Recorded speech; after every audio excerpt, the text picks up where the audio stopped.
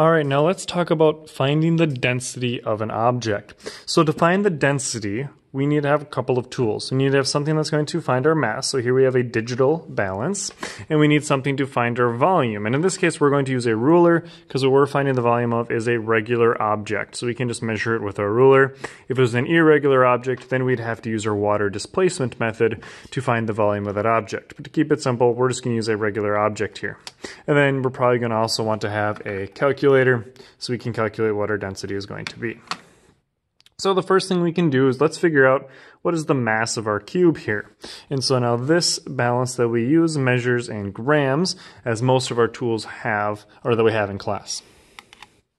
So when we set that on the scale, we wait for it to give us a reading. Now in this case, it's telling us that it is 7 grams right on the dot, which that works out pretty nice for us. It's an easier number to use than some decimal.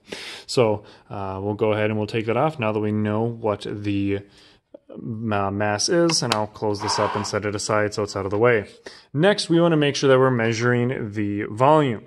Okay, now remember, we want to make sure we're using the correct side of our ruler.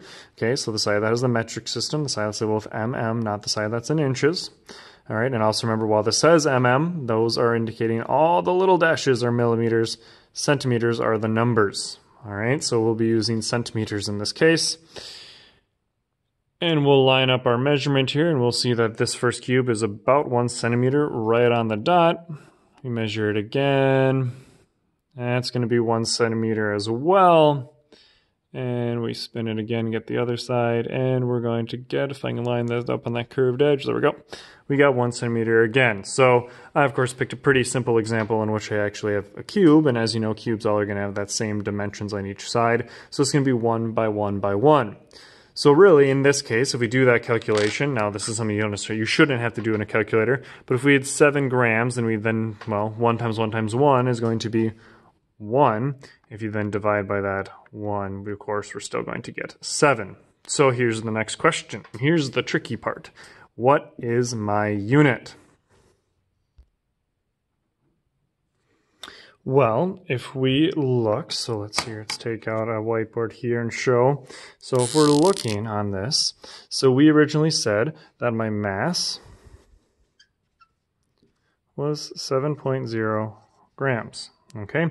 And we said that my volume was 1, in this case would be centimeter cubed, because remember, we did our length, our height, and our width. So that was 1, 2, 3 different dimensions, which is how we get that cubed right there. Okay, so if that's the case, remember we find density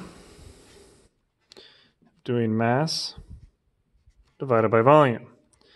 In that case, we're going to be taking a measurement of grams over our centimeters cubed, which means our unit should be grams per centimeter cubed.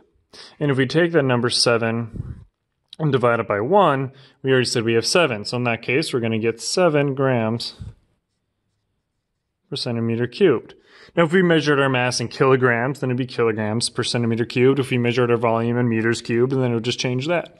But the formula is the exact same for density, which is mass over volume. Okay, it's the amount of stuff we have here and the amount of space. So that's the same pattern for every type of item we measure using density.